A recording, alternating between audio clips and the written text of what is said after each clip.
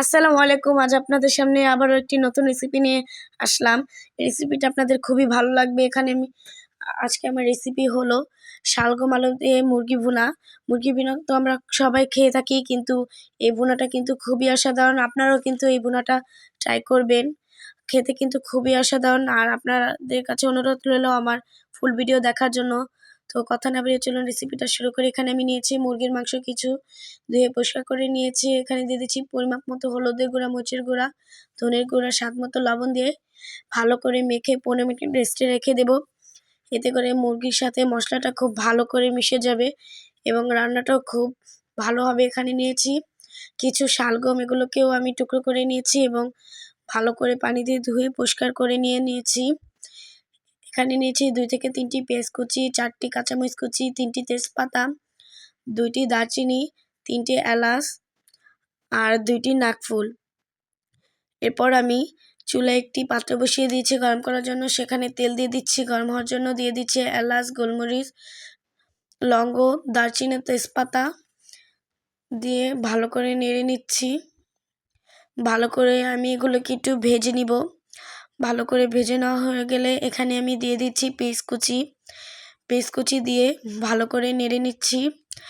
পেঁয়াজটাকে ভালো করে নেড়ে এখানে দিয়ে দিব পরিমাপ মতো আদা বাটা, রসুন বাটা দিয়ে একসাথে ভালো করে নেড়ে নিব। ভালো করে ভেজে নিচ্ছি। দিয়ে দিব পরিমাপ মতো হলুদের গুঁড়া, মরিচের গুঁড়া, ধনের গুঁড়া আর দিয়ে দিব স্বাদ মতো লবণ দিয়ে একসাথে ভালো করে মিশিয়ে নেড়ে নিচ্ছি। এখানে একটু পানি অ্যাড করে দিলাম মশলাটাকে ভালো করে কষিয়ে নেওয়ার জন্য। মশলাটা যত ভালো কষবে রান্নাটা খুব ভালো হবে। মশলাটা কষিয়ে নেওয়া গেলে এখানে আমি দিয়ে দিচ্ছি মশলা মাখানো মুরগির মাংস দিয়ে একসাথে ভালো করে নেড়ে নিচ্ছি। ভালো করে এটাকে আমি একটু নেড়ে নিয়েছি। এখানে দিয়ে দিলাম পরিমাপ মতো পানি। এই পানি দিয়ে আমি মাংসটাকে ভালো করে কষিয়ে নেব। একটি ঢাকনা দিয়ে ঢেকে দিয়েছিলাম।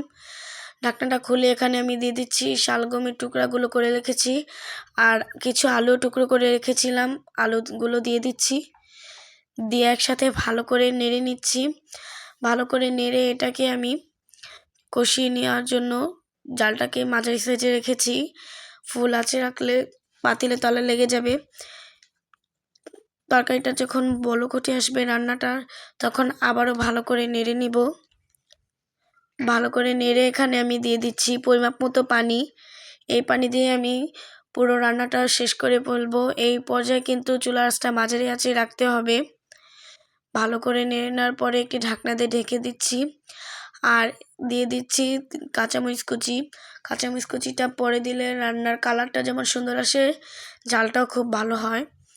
দিয়ে ভালো করে নেড়ে নিলাম, প্রায় হয়ে এসেছে, পরিবেশন করলাম। যদি আমার এই রেসিপিটা ভালো লাগে অবশ্যই আমার ভিডিওতে লাইক, ফলো, শেয়ার করবেন। আমার একটি ইউটিউব চ্যানেল আছে তাসনিম কিচেন, ওখানে গিয়ে সবাই লাইক, সাবস্ক্রাইব করে আসবেন।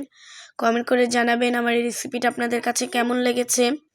আর সবাই আমার পরিবারে যুক্ত হয়ে যাবেন। আমি সকলের পাশেই আছি এবং সকলেই আমার পাশে থাকবেন। আমি আপনাদের সামনে আরও নতুন নতুন রেসিপি নিয়ে আসার চেষ্টা করব। সবাই সুস্থ থাকবেন, ভালো থাকবেন। আল্লাহ হাফেজ।